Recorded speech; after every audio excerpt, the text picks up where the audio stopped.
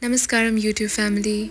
Today I am on my way to Sant Shree Dnyaneshwar Maharaj Samadhi Mandir in Alandi on the banks of river Indrayani. Sant Dnyaneshwar, also known as Deva, Mauli, Dyaneshwar Vittal Kulkarni, was a 13th century Indian Marathi saint, poet, philosopher and yogi of the Nath and Varkari Sampradaya. Dyaneshwar Maharaj undertook Samadhi at Alandi in 1296 at an early age of just 21 by entombing himself in an underground chamber. In his short life of 21 years, he authored Dyaneshwari, the Marathi commentary on the Bhagavad Gita, which is very famous and most popularly studied in Maharashtra, and another renowned Marathi literature, Amrutanubhav. Sant Dnyaneshwar's idea reflect the non-dualistic, that is Advaita Vedanta philosophy, and an emphasis on yoga and bhakti towards Vittoba, the incarnation of Sri Vishnu. Dnyaneshwar Maharaj was born on the auspicious day of Krishna Janmashtami, which is why a lot consider him as Shri Krishna's avatar as well. So one thing about this temple is there are no separate VIP lines. You have to stand in one line, which is great, but it could be a little difficult for people who have arthritis, who are older, and it's tough for them to stand. And when I reached, I was so happy that it's empty, but once I went up, I saw the crowd, and let me tell you, this is on a weekday. I don't even know how crowded it is on weekends. But everybody standing in the line were filled with bhakti, which makes it very easy to stand for hours.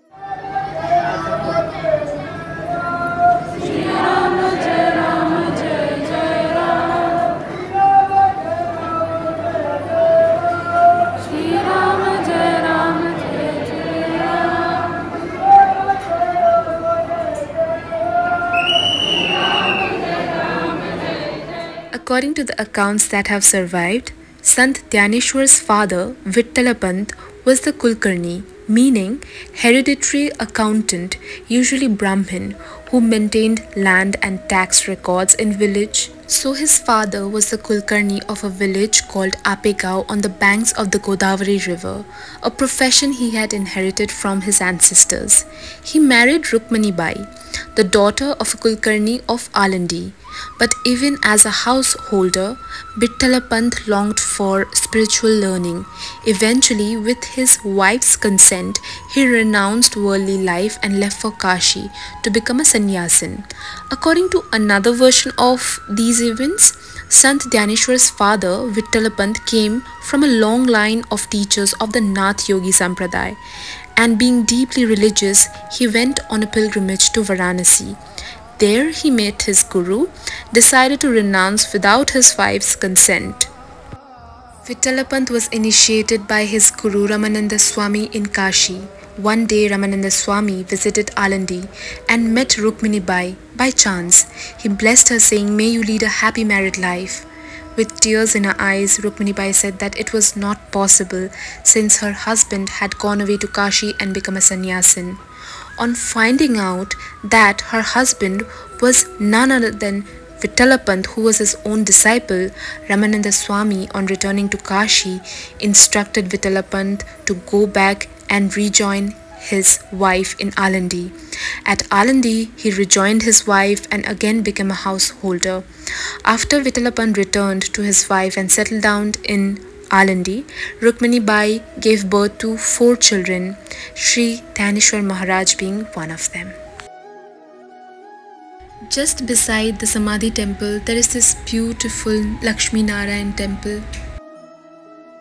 Honestly, I had read about Dnyaneshwar Maharaj in Shree M's book because he had elaborated about few Nath Sampradaya yogis, and I wanted to visit Alandi from a really long time. But of course, as it's said in our culture, until Bhagwan calls you, you cannot visit that place. So I was finally happy that I could visit this beautiful place. And let me tell you, if you are a sadhaka and a yogi, you will feel the beautiful energy of this place. It's extremely powerful. I noticed that everybody visiting this place is filled with enormous amount of bhakti.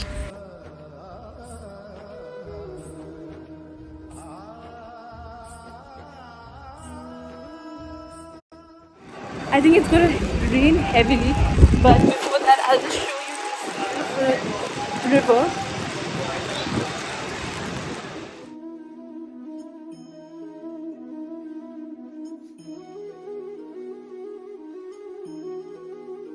So this is the beautiful river Indrayani, and I could have shot more videos, but unfortunately it started raining heavily. There was a thunderstorm, so this is all I could take. I had to stop, but the good thing is that I had visited the temple. So guys, that's it for today. I will come back to you all with more videos of spiritually significant places and the tales of such powerful yogis and saints that our culture has witnessed. Radhe Radhe.